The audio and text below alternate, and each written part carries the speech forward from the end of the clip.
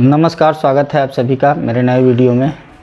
आज मैं इस वीडियो में आपसे बात करने वाला हूं कि ज़मीन जायदाद अगर आप कोई ख़रीद रहे हैं, कोई प्लॉट या मकान या कुछ भी आप ख़रीद रहे हैं और आप चाहते हैं कि इसकी जांच पड़ताल ठीक से करा लें किसी वकील से और रजिस्ट्रार कार्यालय से कि जो ज़मीन जो प्रॉपर्टी आप ख़रीद रहे हैं वह ज़मीन की हिस्ट्री क्या है और वह प्रॉपर्टी अभी किसके नाम पर है, उसमें किसी तरीके का कोई विवाद तो नहीं है, या वो ज़मीन कब कब ख़रीदी और बेची गई है।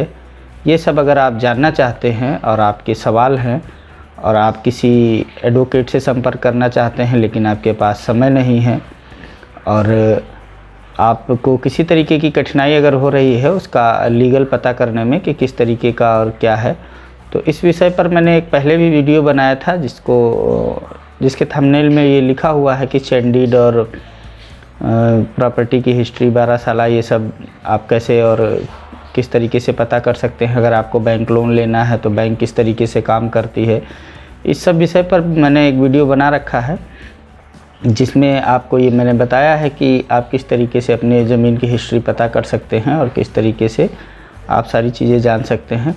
तो अभी सरकार ने एक नया पोर्टल लॉन्च कर दिया है। पोर्टल तो पुराना ही था लेकिन उसमें कुछ नया ऐड कर दिया है, नई चीज़ें ऐड कर दी हैं जिसमें आप अपने घर बैठे ही अपनी जो प्रॉपर्टी आप ख़रीदना चाहते हैं या ख़रीद रहे हैं या आपने ख़रीदी है उसका अगर आपको चेन डीड वगैरह निकालना है या 12 साल निकालना है या नो ड्यूज़ निकालना है, आपको देखना है, तो आपको तहसील कार्यालय के चक्कर नहीं काटने पड़ेंगे, रजिस्ट्रार के चक्कर नहीं काटने पड़ेंगे। आप घर बैठे अपने आप से खुद से वो काम कर सकते हैं।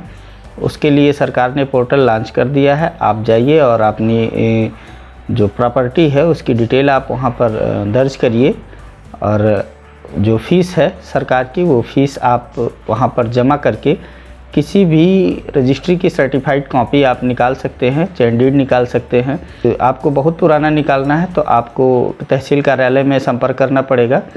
और अगर आप 2018 से लेकर के और अभी तक 2022 जो चल रहा है इसके बीच का आपको चाहिए सर्टिफाइड कॉपी चाहिए या 12 साल चाहिए या कुछ चाहिए, तो मेन 2018 तक तो जो रजिस्ट्रियाँ हुई हैं उनकी आप सर्टिफाइड कॉपी ऑनलाइन निकाल सकते हैं वहाँ से।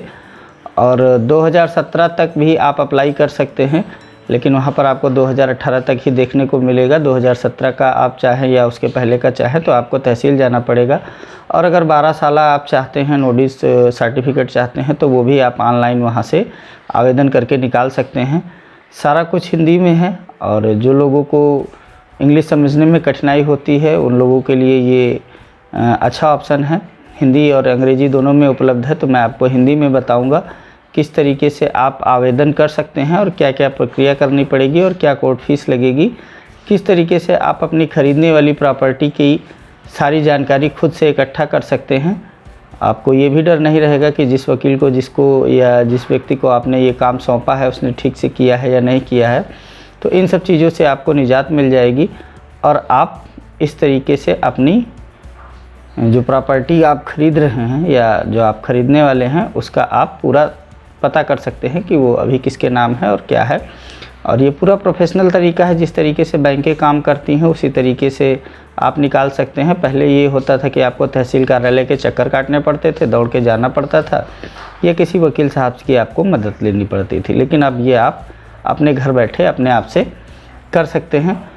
तो अगर आप मेरे चैनल पर नए हैं और आपने अभी तक मेरे चैनल को सब्सक्राइब नहीं किया है तो चैनल को आप सब्सक्राइब कर लें और वीडियो को अभी से लाइक कर दें, क्योंकि इस तरीके के वीडियोस मैं आपके लिए बनाता रहता हूं जिससे आपको घर बैठे ही बहुत सी चीज़ों की जानकारी हो जाए और आपने बहुत से काम आप ऑनलाइन माध्यम से कर सकें। या ज़मीन जायदाद से संबंधित आपके कोई सवाल हैं तो आप मुझसे पूछ सकते हैं।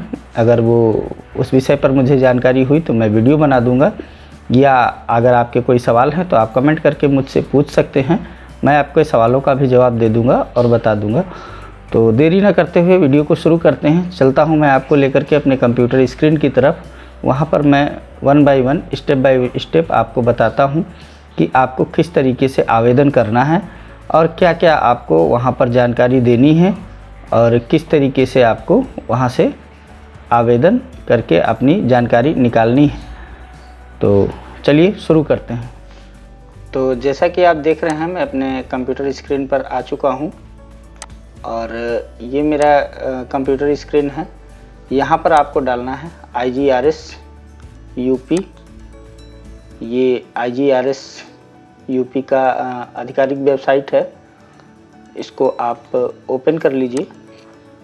मैं न्यू टैब में ओपन कर लेता हूँ।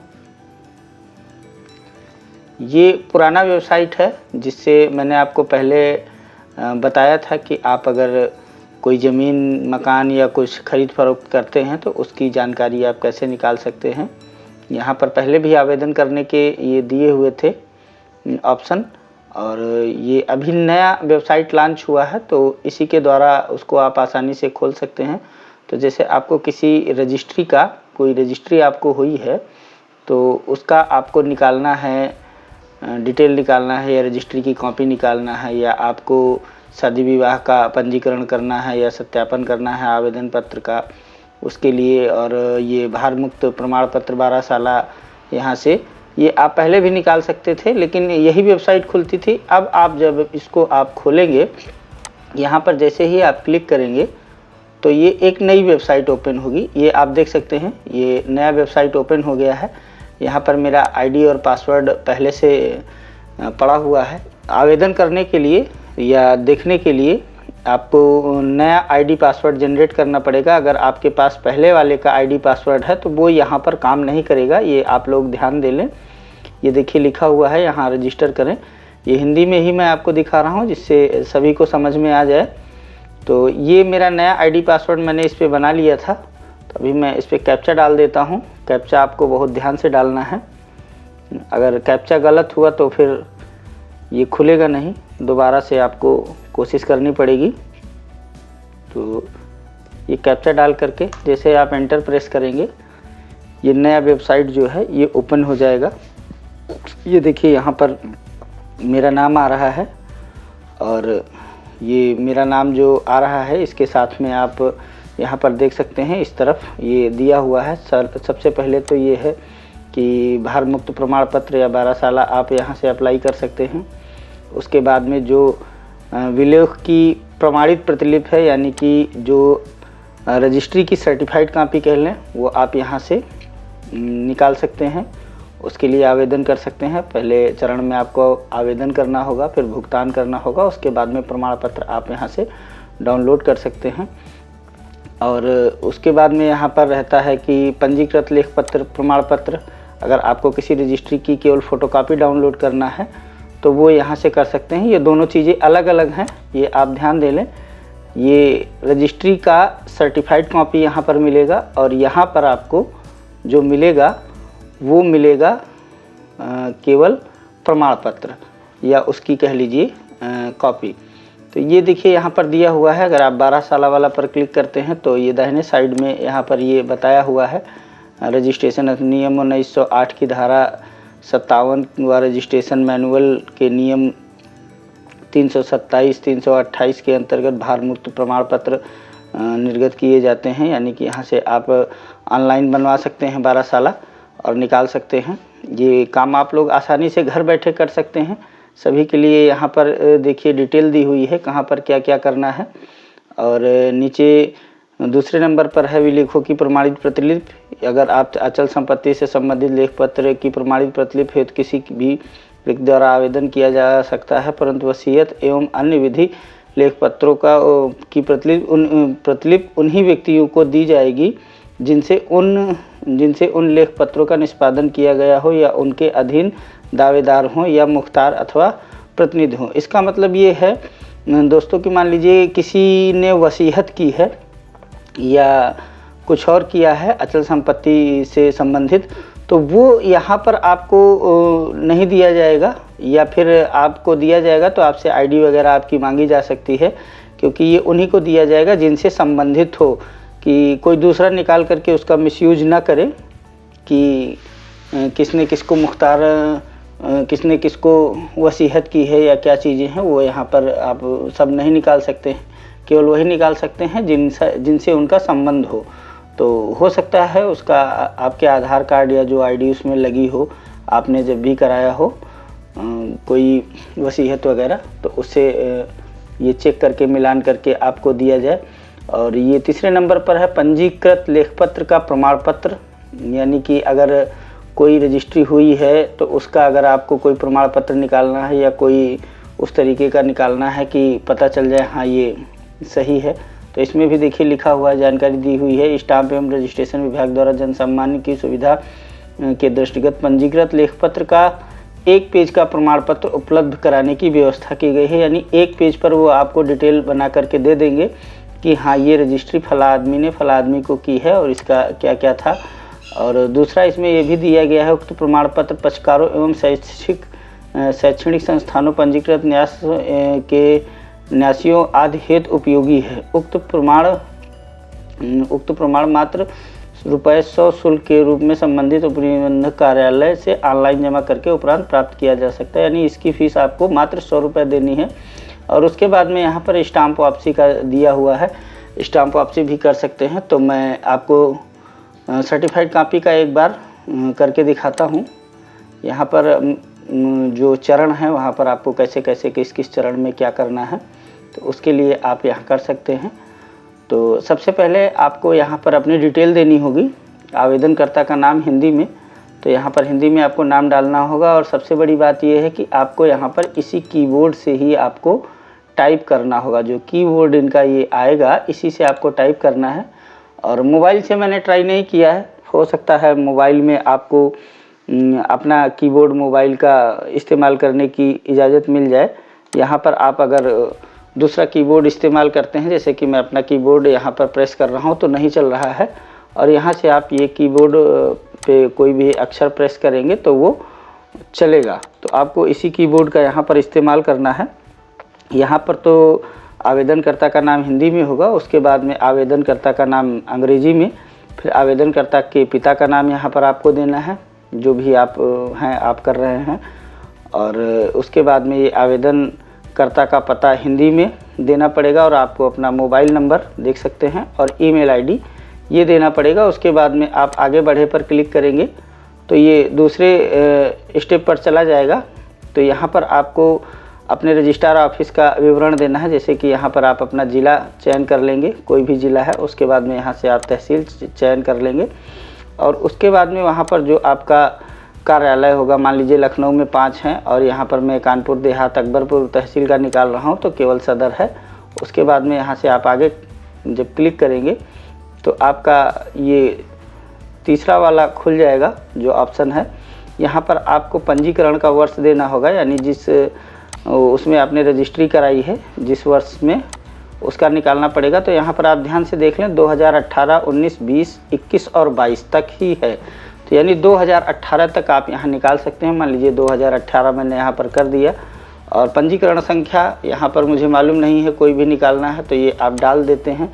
और यहाँ पर बुक नंबर आपको देना है, अचल संपत्ति की बुक संख्या, जो आपका रजिस्ट्री होता है, रजिस्ट्री के सबसे पीछे वाले पेज पर बुक संख्या लिखी होती है, वो यहाँ पर आप कर सकते हैं। उसके बाद में विवरण प्राप्त करेंगे तो यहाँ से विवरण आ जाएगा, क्योंकि ये डिटेल जो है मैंने ऐसे ही डाल दी है तो ये आ जाएगा। उसके बाद में लेखपत्र का प्रमाण, लेखपत्र का प्रकार यहाँ पर आपको लिखना है, और उसके बाद में पंजीकरण की डेट देनी है, जिल्द संख्या वही जो रजिस्ट्री है उसके सबसे पीछे वाले पेज पर होता है आपको देना है।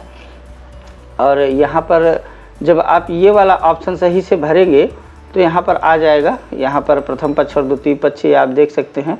और आपको पृष्ठ कितने से कितने तक चाहिए यहाँ पर आप डाल सकते हैं, ये उसका दिया हुआ है। और प्रतिलिपिकरण शुल्क ये 10 रुपया इसमें यहाँ पर दिया है, स्टाम्प शुल्क 10 रुपया दिया है। कोई भी सर्टिफाइड कॉपी जब आप निकालते हैं तो उस पर 10 रुपये का स्टाम्प लगा रहता है। तो ये करके आप यहाँ से आगे बढ़ सकते हैं।